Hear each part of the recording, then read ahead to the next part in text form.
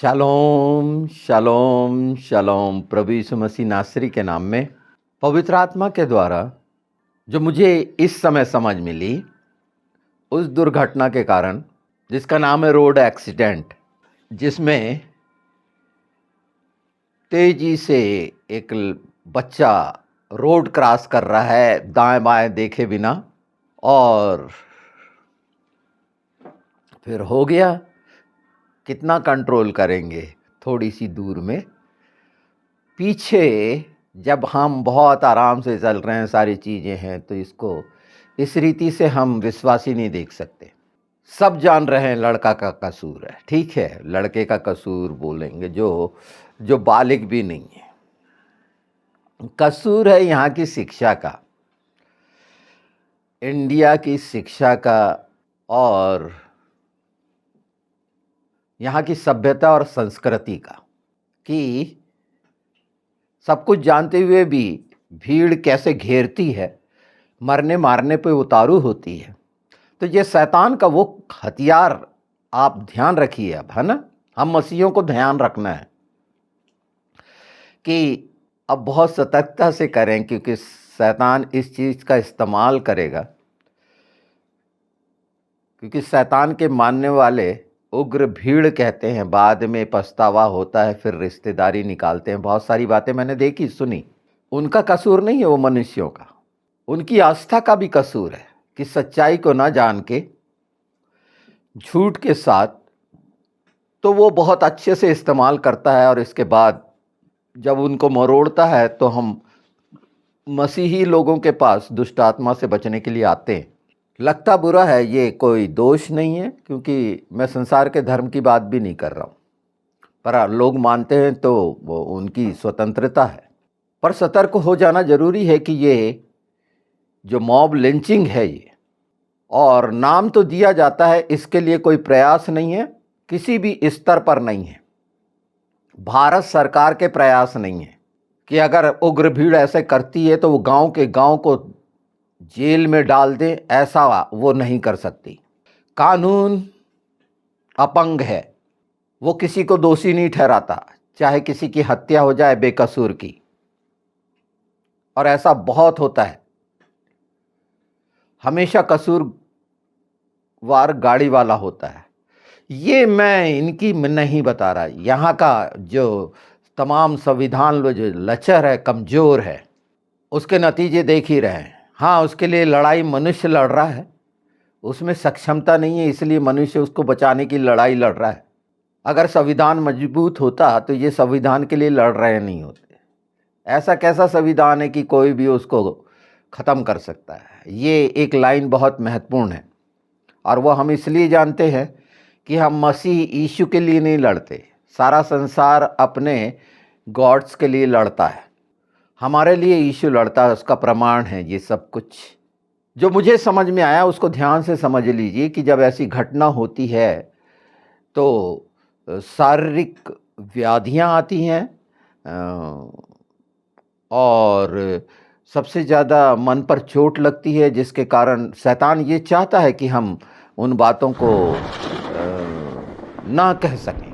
शैतान ये चाहता है कि शंकाएं डालना, कि प्रभावित रहे हम उस घटना से जो हमारे जीवन में घटी, जो हमारे मन पर चोट लगी या हृदय पे चोट लगी, या हम देखने लग गए संसार के उन लोगों को जो हमारे साथ दुर्व्यवहार किए। हाँ, यहाँ से हम और मजबूत होते हैं, क्योंकि वहाँ उसी जगह पर केंद्रित करके वो हमें शंकित करना चाहता है। पर जब शुद्ध मन होगा, अच्छा विवेक और निष्कपट से विश्वास से प्रेम होगा, और ये मन जब हम पिता अब्बा यहोवा को दे देते हैं, वो हमारी रखवाली करता है। ये एक सतर्कता का वीडियो है जो आप तक पहुंच रहा है, क्योंकि शैतान इसी तरह से इस्तेमाल करेगा। हमेशा संकट में हमारा यहोवा सुनता है, ये याद रखिए। जब भी हम संकट में पुकारेंगे वो सुनेगा, लोग नहीं सुनेंगे। हमें जो सहायता मिलती है सिर्फ यहोवा की ओर से मिलती है, कोई नहीं दे सकता सहायता।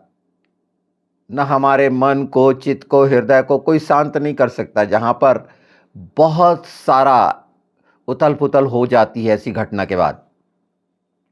क्योंकि हमारा रक्षक ना कभी सोता है ना ऊँघता है, वो हमारी चिंता करता है, हमको देखता रहता है, हमारा बाप है।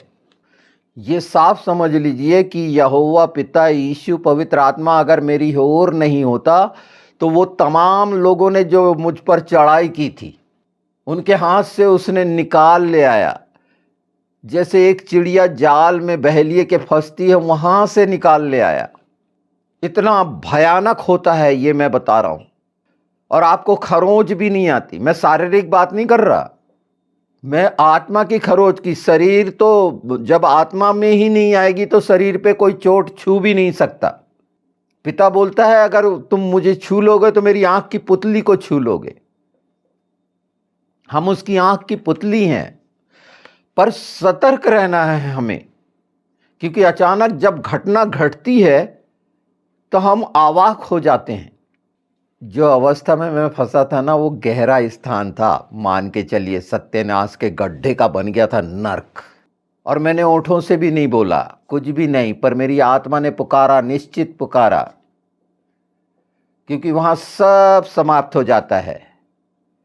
सिर्फ दिखता है कि शैतानियां चारों ओर कैसा नंगा नाच नाच रही है। इसी जगह पर अच्छे से जानते होंगे, बहुत अच्छे से पहचानते होंगे कि हजारों हजार लोग लाभ लिए, चंगे हुए, इन्हीं के रिश्तेदार भी, सब जानते होंगे। उसके बावजूद जिस रोड से हमेशा मेरा गुजरना होता होगा, नहीं जानते होंगे। मेरी गाड़ी का रंग सबसे अलग है, अलग से पहचानते होंगे। सब जान रहे थे, पर शैतानियत, सब बात समझ में आती है।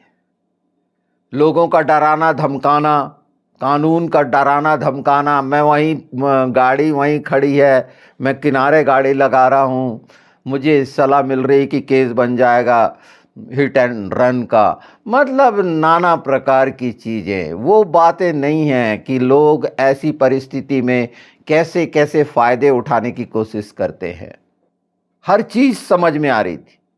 ऐसा नहीं है, वहां मैं बचने की मिन्नतें नहीं की, बचाओ मेरे को बचाओ, नहीं।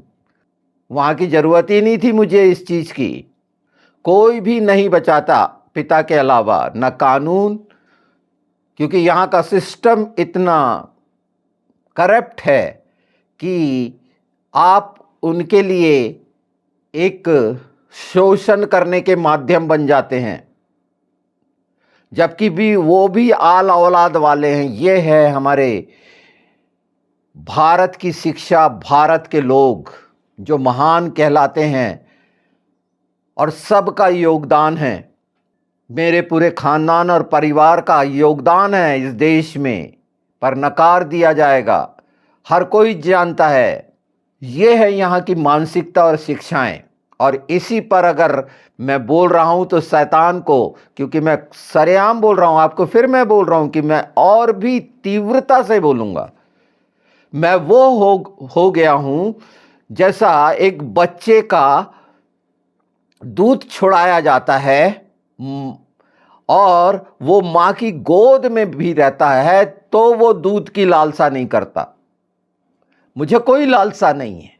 ये सब मैं वचन की सच्चाई बता रहा हूं। ये आवश्यक है, बहुत आवश्यक है। इस बात को मैं इसलिए बोल रहा हूं कि बाइबल का वचन, जो परमेश्वर का वचन है, वो बड़ा साफ है। बड़ी भली और मनोहर बात है कि भाई लोग आपस में मिले रहें। ये भाई लोग कौन हैं? जो मसीह हैं। मेरे साथ क्या घटी घटना लोगों को नहीं पता चली होगी, विश्वासियों को नहीं पता चली होगी। ये मैं शिकायत नहीं कर रहा हूं, मुझे जरूरत नहीं है, मैं एकदम सबसे अलग हूं।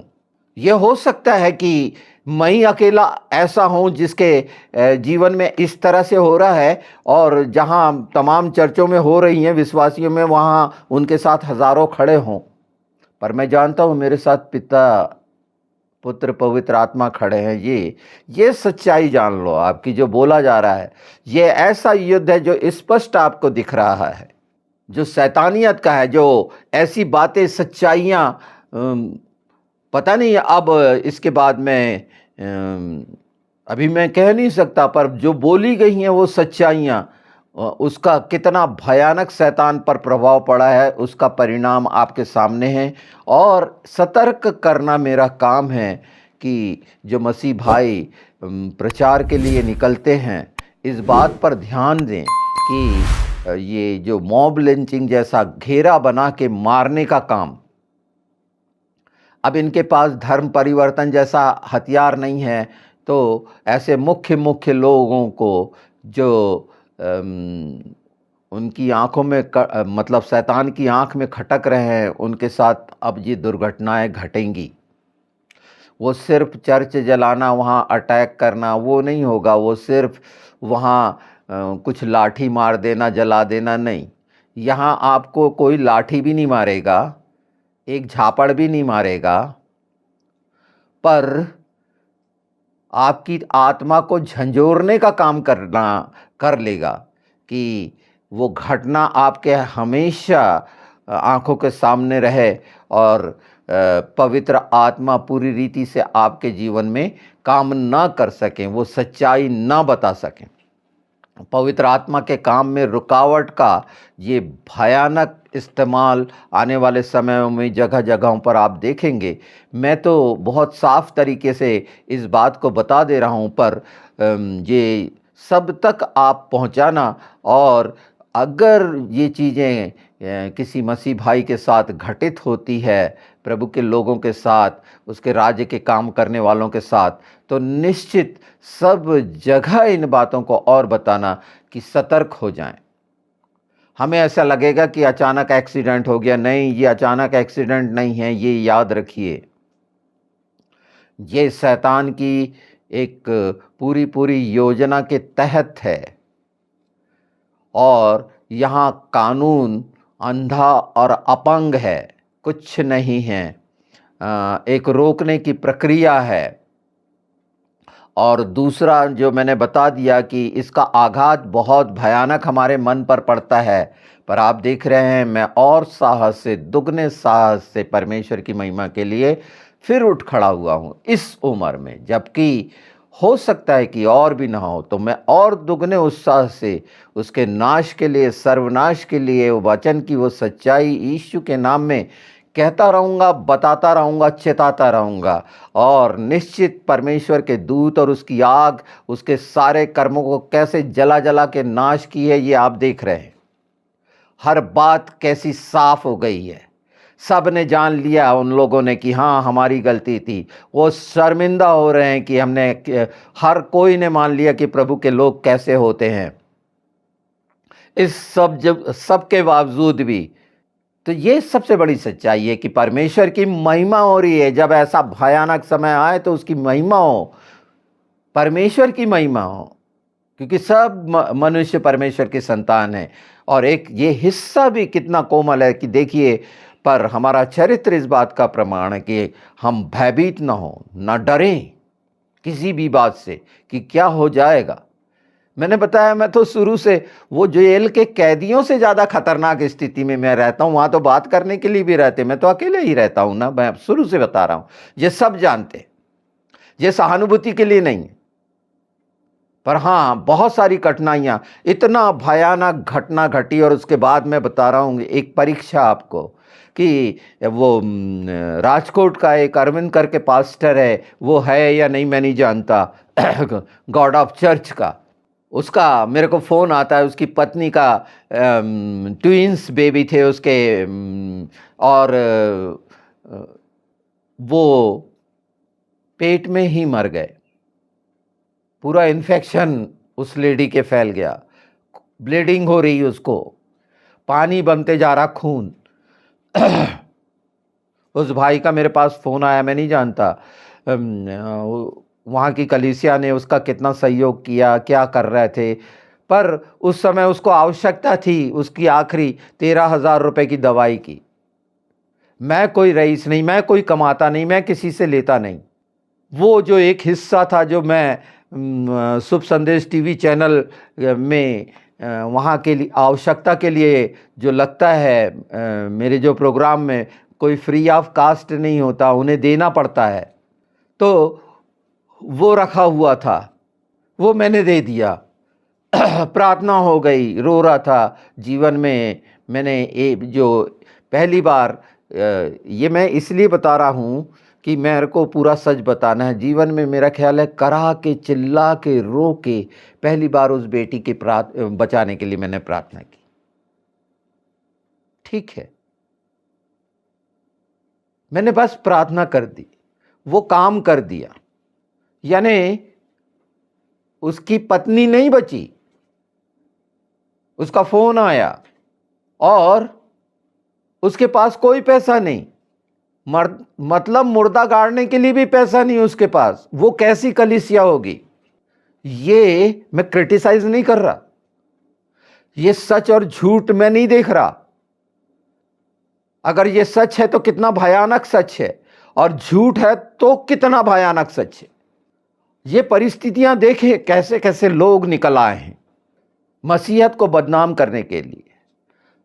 मैं उन लोगों को संबोधित कर रहा हूं जो सचमुच में पिता, पुत्र, पवित्र आत्मा के लिए ईमानदार हैं, जो जिनकी नीयत में खोट नहीं है। मैं उनकी बात कर रहा हूं कि उनके साथ ये घटनाएं निश्चित इस तरह की घटना शुरू होंगी, जहां पर एक भीड़, मैं इंडिया की बात कर रहा हूं, इंडिया की, क्योंकि ये चीजें यहां होती हैं और इंडिया के गांवों में होती हैं, शैतान के द्वारा होती है। इसको मत सोचो किसी पार्टी के द्वारा होती है, किसी संगठन के द्वारा होती है, नहीं, शैतान के द्वारा होती है। उस समय वहां पर कोई पार्टी नहीं होती, वहां कोई कट्टरपंथी नहीं होता, वहां कोई चरमपंथी नहीं होता, वो वहां पर शैतान का राज्य होता है। ये उस सच्चाई को आप जान लीजिए और इसे पहचान लीजिए। ये बहुत स्पष्ट है, जैसे भजन संहिता में लिखा है ना कि मुझे मेशक में परदेशी होकर, यहाँ मैं परदेशी हूँ, ये मेशक है। और मैंने बताया ये मेशक और केदार क्या होता है। केदार के तंबुओं में मुझे बसना पड़ा है, जहाँ आसपास कुछ नहीं है, सहानुभूति की नहीं, जरूरत ही नहीं। यीशु मेरा रक्षक है।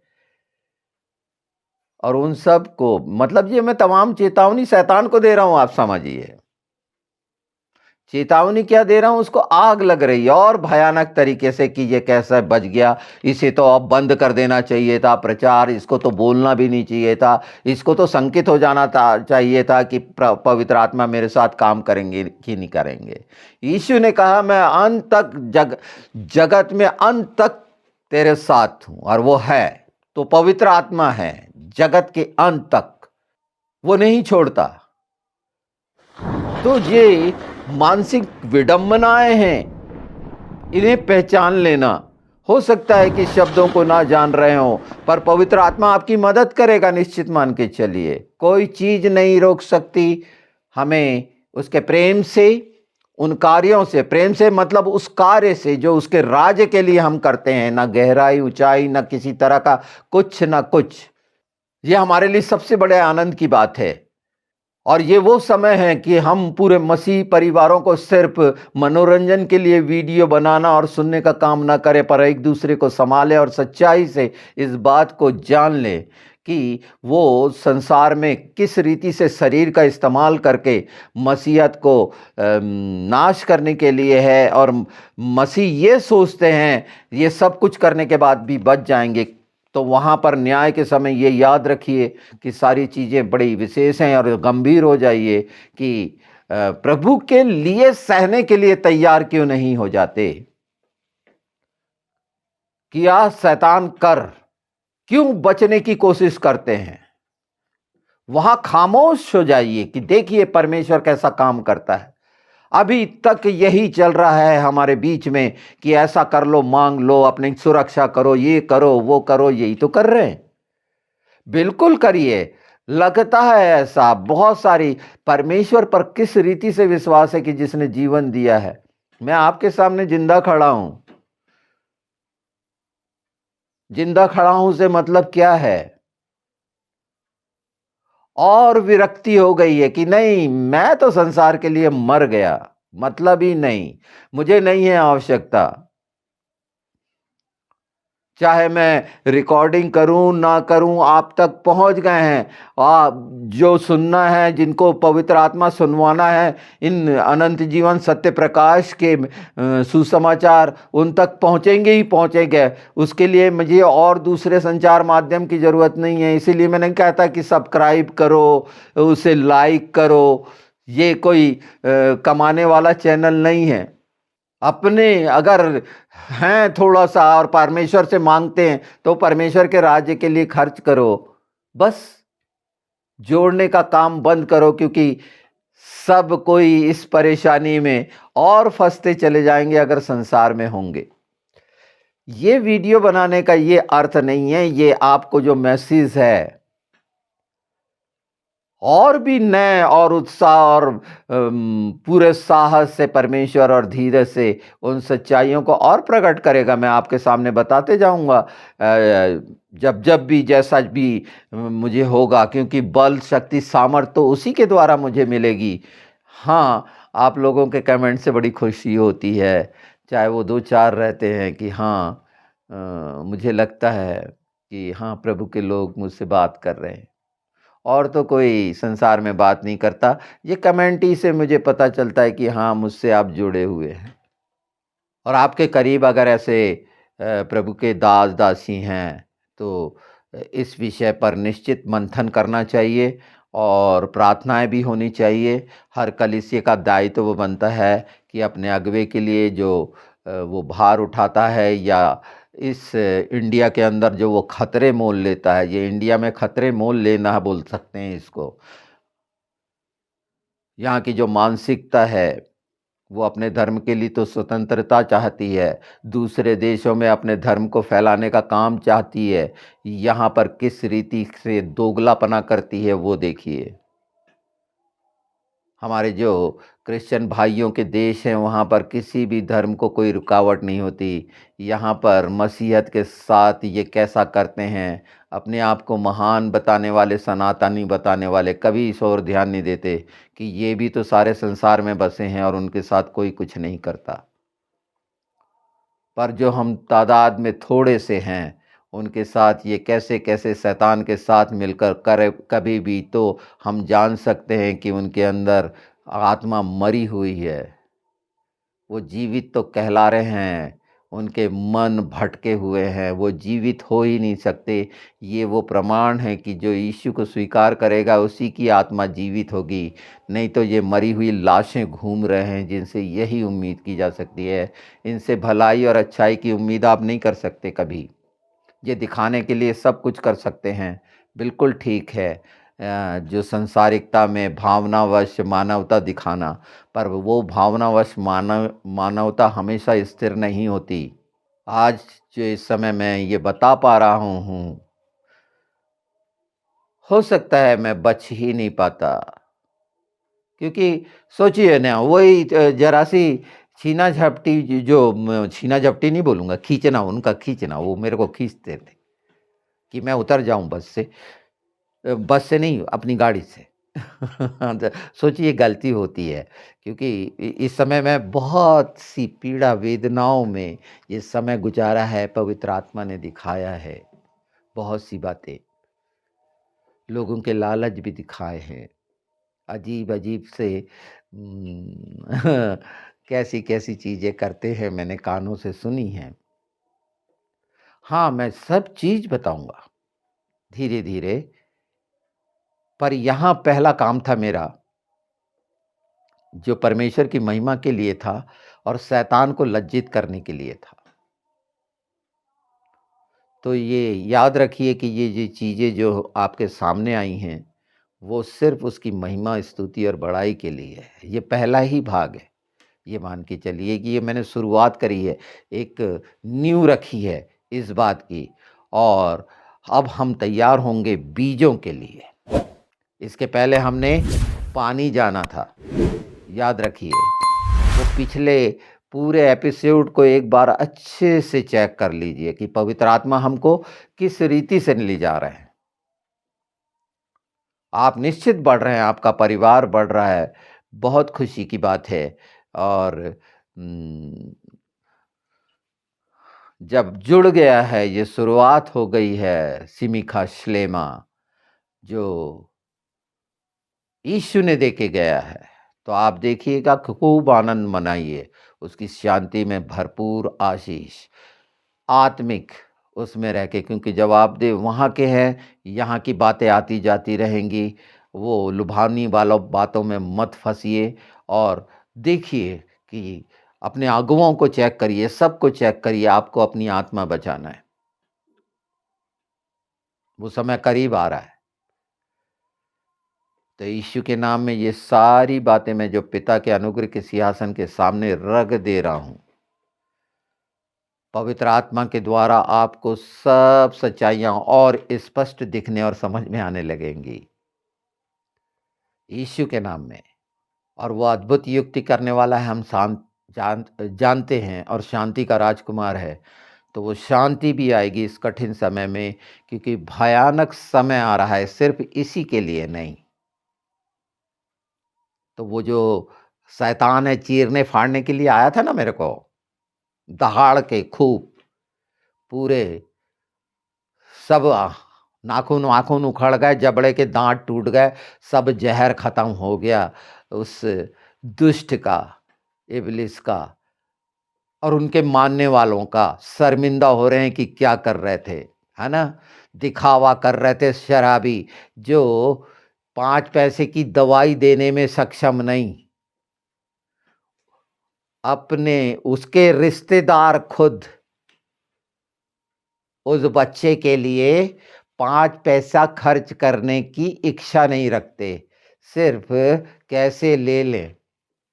मैंने तो बोला था आयुष्मान से ले लो, ये भी ले लो, मैं दे देता हूँ, क्या बोलते हैं वो, इंश्योरेंस होता है जो गाड़ी का, पर अलग से ये ले लो। लज्जित नहीं कर रहा हूँ, इस बात से पता चल रहा है कि वो भीड़ जो होती है सिर्फ क्या करना चाहती है, और उनके रिश्तेदार तक रिश्तेदार नहीं होते। मतलब कैसा है, मदद करने के लिए तैयार नहीं होते। भावनात्मक से क्या होता है, उस बच्चे के भविष्य के लिए कि वो पुष्ट रहे, वो चिंता नहीं होगी। ये चिंताएं हमें करनी चाहिए, और मांगने के पहले उनकी ज़रूरत के लिए करना चाहिए। तो ये दया धर्म नहीं है, ये वो समझ है जो पवित्र आत्मा के द्वारा मिलती है। और अपना अपना अगर हम अपनी रोटी में से दे देते हैं तो क्या दिक्कत है, क्या कमी हो जाएगी। ये हमेशा याद रखें कि कुछ चीज़ें कम कर लें अगर ऐसे सहायता का मौका आता है, पर परमेश्वर पूरा करता है। अगर हम अपनी कमी घटी में से ये कर देते हैं, तो हम जानते हैं बाइबल के जानकार कि परमेश्वर अनुग्रहकारी हमेशा का और हमेशा है, और उसका अनुग्रह मुझ पर हुआ, ये प्रमाण है, ये गवाही के साथ आपके सामने हूँ। उन तमाम बातों की कि उसके दुष्ट की कोई योजना ने मुझे किसी तरह की खरोंच नहीं पहुंचा पाई। ये सबसे बड़ी बात मैं बता रहा हूँ, अ, अ, मन के अंदर की, कि जहाँ झंझावात हो जाता है, मैं ऐसे उसमें से निकला हूँ। जल डमरू मध्य समझते हैं क्या? समुद्र में वो क्षेत्र होता है ना, मिस्र को बोलते हैं असली जल डम ये नया शब्द सुन लीजिए, और क्या पता नहीं क्या क्या शब्द है। जल डमरू मध्य यानी संकीर्ण रास्ता। हमारा सकरा मार्ग है ना, वो जल डमरू मध्य है, में से निकलना, में से चलना। तो प्रभु आप सबको बहुत बहुत आशीष दे, अनुग्रह करे उन सबको। हाँ, और जो सुन रहे हैं, चिताएं आप सब जगह पहुंचा दें। मैं किसी मिनिस्ट्री से नहीं जुड़ा हुआ हूं, आप जानिए, कोई मिनिस्ट्री मुझे नहीं पहचानती, कोई पास्टर मुझे नहीं पहचानता, और मुझे जरूरत भी नहीं है, कोई चर्च मुझे नहीं जानता पहचानता। आप जितने सुन रहे हैं बस वही, कितने जानते पहचानते मैं नहीं जानता, पर वो सब तक अपनी बात पहुंचाए, मेरा वीडियो मत पहुंचाए। तकलीफ होगी, मुझसे बात ही करने में तकलीफ होती है, पता नहीं क्यों। सुनते सब हैं।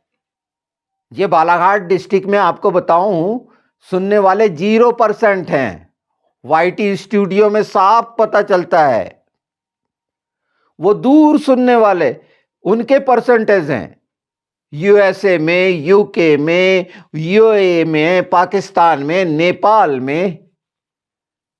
कैसा लग रहा है ये?